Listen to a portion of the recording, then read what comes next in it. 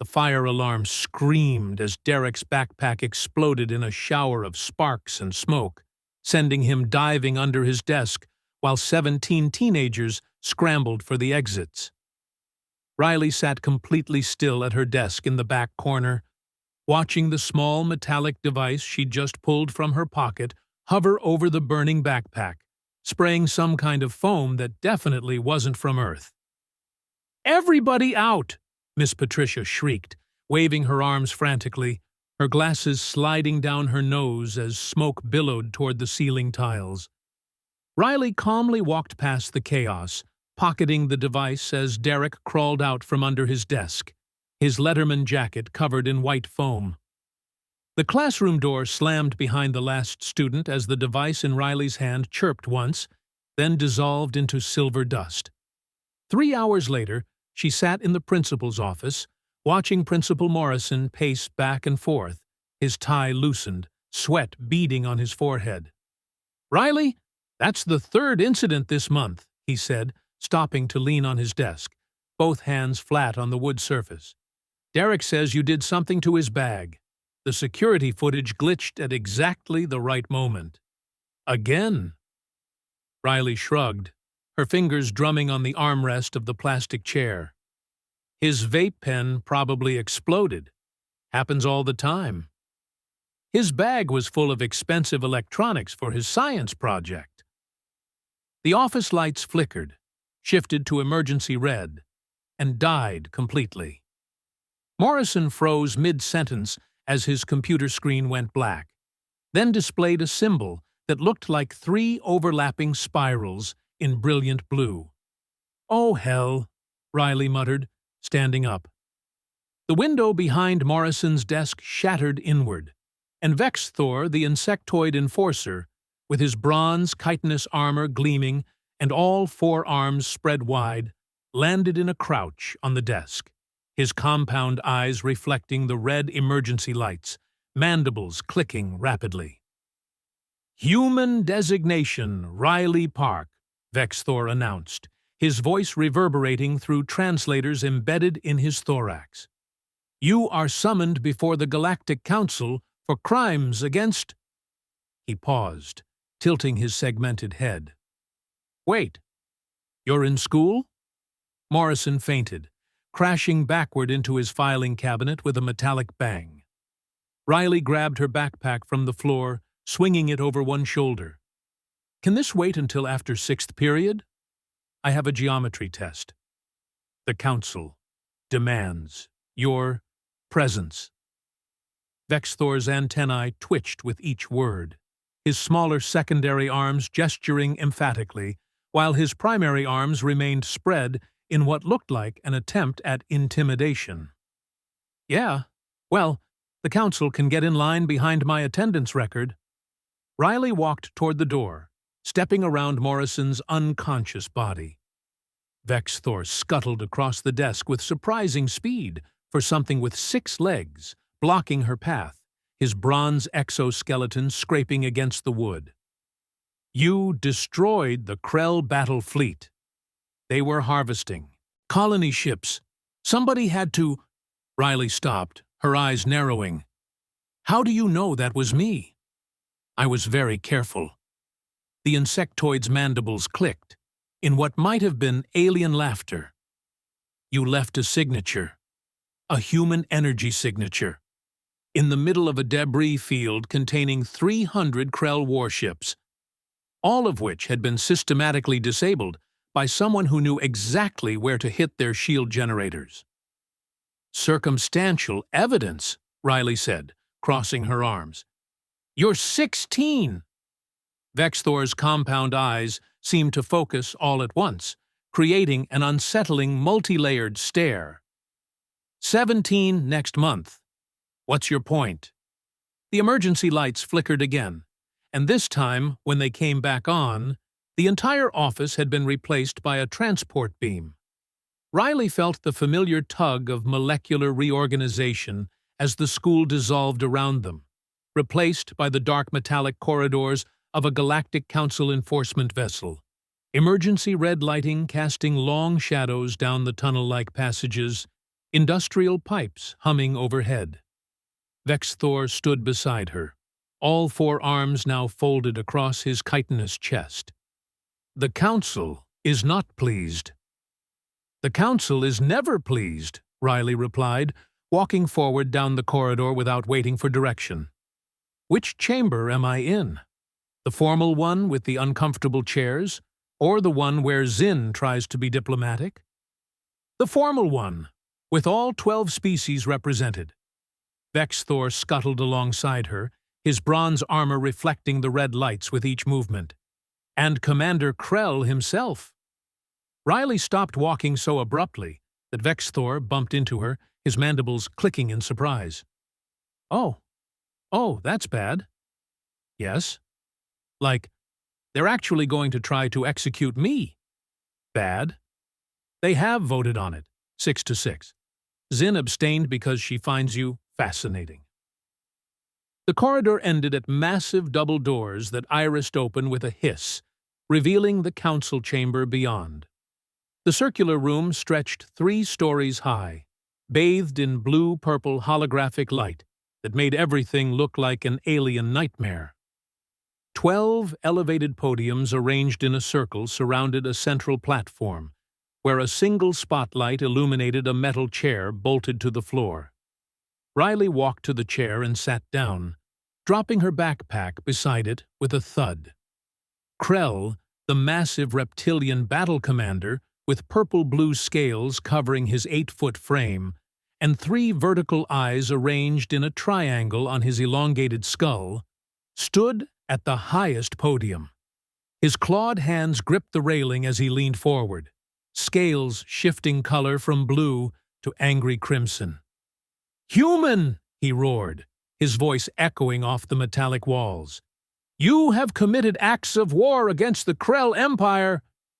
"I stopped you from harvesting civilians," Riley said, leaning back in the chair, her fingers tapping on the armrest. "That's not a war crime. That's pest control." All 3 of Krell's eyes widened, pupils dilating as his scales rippled, with changing colors. Several smaller aliens on nearby podiums made gasping sounds, chirps, clicks, and one low whistling noise that sounded like a deflating balloon. Zynn, the translucent jellyfish-like diplomat with her glowing internal organs pulsing with bioluminescent light, floated forward from her podium, her tentacles writhing gently as she descended toward the central platform. "Riley, please. You're not helping your case." "I didn't know I had a case. Last time I was here, you gave me a medal." Riley pulled a small crystalline object from her pocket, holding it up to catch the blue-purple light. "Still have it. Nice gift shop, by the way." Krell's scales flushed completely crimson, spreading from his head down his massive torso. "That medal was for diplomatic services. You negotiated the Treaty of Thorax Minor." "Yeah, and 3 months later you tried to harvest a human colony. I took that personally." Riley stood up, leaving the backpack by the chair. "So I disabled your fleet. No casualties. All ships intact. Just immobilized for a few weeks while the colonies evacuated. You hacked military-grade Krell systems." Krell's clawed hand slammed down on his podium, cracking the metal surface. "Systems that are supposed to be unhackable." "Nothing's unhackable if you understand the underlying architecture." Riley shrugged, walking in a slow circle around the platform, her sneakers squeaking on the polished metal floor. "Your shield generators use a recursive algorithm based on prime number sequences. I just convinced them that 1 was a prime number. Whole system went into an error loop trying to resolve the paradox." The chamber erupted in chaos. Multiple aliens began shouting, or whatever their species' equivalent of shouting was. One being that looked like a floating cluster of geometric shapes started spinning so fast it created a small vortex. Zynn's bioluminescence pulsed rapidly through red, orange, and back to blue. Ambassador Kell, The small crystalline alien whose faceted surface reflected and refracted the chaotic lights into rainbow patterns, chimed loudly from his podium, a sound like crystal bells being struck in rapid succession. The chamber fell silent. "The human girl," Kell chimed, his crystalline body resonating with each word, "has violated 17 galactic treaties, but she has also saved 43 colonies across 9 systems. We cannot execute her without acknowledging that our own forces failed to protect those we are sworn to defend." Krell's 3 eyes narrowed, focusing on Riley with predatory intensity. "She is a child, a human child who has somehow accessed technology that should be impossible for her species to understand. She is either the greatest prodigy in galactic history or the greatest threat." "Can't I be both?" Riley asked. Vex'thor, still standing near the entrance with all 4 arms crossed, clicked his mandibles in what might have been amusement. "She has a point." "Silence!" Krell's roar made the ID holographic displays flicker and dim for a moment.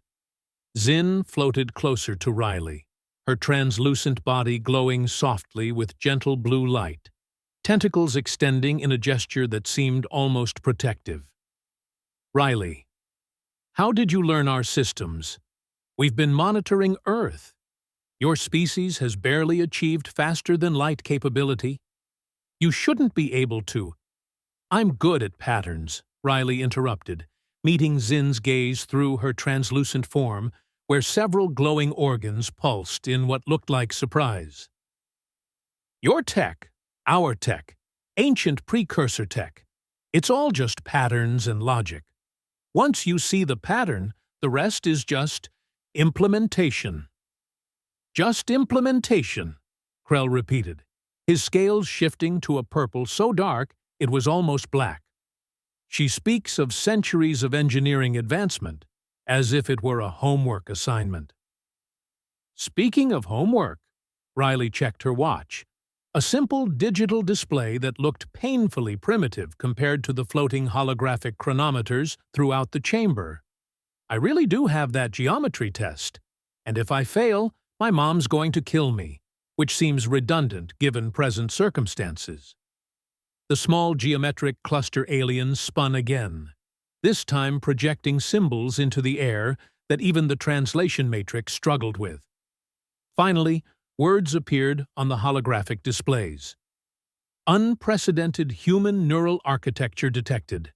Pattern recognition capacity exceeds standard deviation by factor of 89. Riley blinked. "Did you just scan my brain without asking?" "Yes," the symbols flashed. "Apologies, but data is extraordinary." Krell leaned forward even further, his massive frame casting a shadow across the platform despite the overhead lighting. "Explain." The geometric alien spun faster, more symbols appearing. "Human brain processes information in ways we cannot replicate, sees connections instantaneously that require our most advanced AI centuries to calculate. She is anomaly." "I prefer gifted," Riley said dryly. Vex'thor clicked his mandibles again, louder this time, and walked toward the platform, his bronze armor glinting as he entered the spotlight beside Riley. "I have a proposal. The human is dangerous, but she is also invaluable. We execute her. We lose the only being in the galaxy who can apparently hack Krell military systems while sitting in algebra class." "It was history class, actually," Riley corrected. "We were learning about the French Revolution. Seemed thematically appropriate." Zynn's bioluminescence pulsed with what might have been suppressed laughter. "What is Vex'thor proposing?" The insectoid enforcer raised one primary arm, pointing at Riley with a clawed finger. "Conscription. She works for the Council, officially, under supervision. We use her abilities for protection, not punishment." "I'm 17, Riley said. "Pretty sure there are child labor laws." Not in galactic law, Vex'thor countered, his compound eyes reflecting her image hundreds of times. You're an adult, by 57 different species standards. Krell's scales slowly shifted back toward purple-blue, though anger still flickered through in crimson streaks. And if she refuses? Then we have a problem, Vex'thor admitted. Because we can't actually hold her. The human disabled 300 warships. Our prison systems use the same basic architecture. Riley grinned. He's not wrong. This is blackmail, Krell growled, claws digging into his already damaged podium, creating deep gouges in the metal. This is pragmatism, Zynn corrected, floating in a slow circle around both Vex'thor and Riley, her tentacles trailing behind her translucent body like ribbons in water. The girl is powerful. We make her our ally, or we make her our enemy. I know which I prefer. Ambassador Krell chimed again, his crystalline facets catching and throwing light in sharp beams across the chamber. Vote, alliance or execution. Those in favor of alliance? 7 podiums lit up with green holographic markers. Zynn's showed green, Vex'thor's showed green, even the geometric cluster alien showed green. Krell's podium remained dark for a long moment. His 3 eyes closed, then opened slowly, all focusing on Riley with an intensity that made even her take a small step backward. Then his podium flashed green. Majority achieved, Krell chimed. The human Riley Park is hereby conscripted into Galactic Council service as special consultant for pattern analysis and technological assessment. Effective immediately. Riley raised her hand. Do I get paid? Yes, Zynn said, her bioluminescence pulsing with something that looked like amusement. Do I still have to go to school? Yes, Krell growled. Your education is statistically important for long-term development. Do I get cool alien tech? Absolutely not, Vex'thor and Krell said simultaneously, their voices overlapping in perfect timing.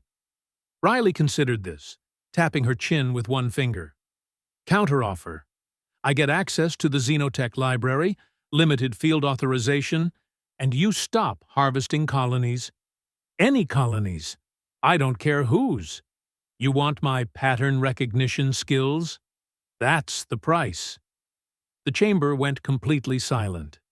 Even the humming of the ship's systems seemed to fade as every alien representative stared at the teenage human girl standing in the spotlight, making demands of the most powerful governing body in the galaxy. Krell's laugh started as a low rumble that built into a sound like boulders grinding together. Unbelievable. She's negotiating. With the entire council. Is that a yes or a no? Riley asked. Zynn floated down until she was level with Riley, her glowing organs pulsing softly. You care about the colonies, not about wealth or power. You care about people you've never met. Someone has to, Riley said quietly. Agreed, Krell chimed, his crystal form resonating with finality. All terms accepted. Riley Park is now special consultant with the stated restrictions on colonial harvesting across all council species. Vex'thor made a sound like air escaping through his breathing spiracles. The council just got outmaneuvered by a 17-year-old human. 16, Riley corrected. 17 next month. I told you already. Krell's scales rippled with colors Riley couldn't identify, settling on something between purple and silver. What happens when you take the geometry test, human? Riley picked up her backpack, slinging it over her shoulder with a motion so casual it seemed to mock the gravitas of the entire proceeding. I ace it, obviously. Geometry is just patterns. Everything's just patterns. The transport beam activated, blue light enveloping her. Wait, Zynn started. Council adjourned, Riley called out cheerfully as she dematerialized. Email me the contract details. I have 6th period in 8 minutes. The last thing the council saw before she vanished was her waving with one hand, grinning like she'd just won an argument with a teacher instead of negotiating her survival with 12 alien species. Vex'thor looked at Krell. Krell looked at Zynn. Zynn's bioluminescence pulsed through every color in rapid succession. "We just hired a teenager," the geometric alien's symbols flashed, "who scares the Krell Battle Commander." Krell's 3 eyes narrowed. "She doesn't scare me."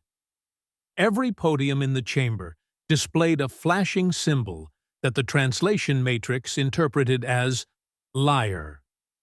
Back in the principal's office, Riley materialized exactly where she'd been standing before. Morrison was still unconscious on the floor, his tie askew, one shoe somehow missing. The window was still intact. The council had thoughtfully rewound local time by 3 hours. Riley checked her watch. 2 minutes until 6th period. She stepped over Morrison, grabbed her geometry textbook from his desk, and walked out into the hallway where Derek stood by his locker, completely unaware his backpack had exploded in an alternate timeline. "Hey, loser," Derek called out, smirking as he slammed his locker shut. "Still a freak?" Riley smiled, the same smile she'd given the Galactic Council. "You have no idea." Her phone buzzed. A message in a language that shouldn't exist on Earth appeared on the screen, then auto-translated. "Welcome to the Council Consultant Park. First assignment attached. Please don't hack our systems. Vex'thor." She opened the attachment. The target, an illegal weapons trafficking ring operating out of the asteroid belt between Mars and Jupiter. Due date: next Tuesday. Riley laughed once, closed her phone, and headed to geometry class. Some patterns, she thought, were just too easy.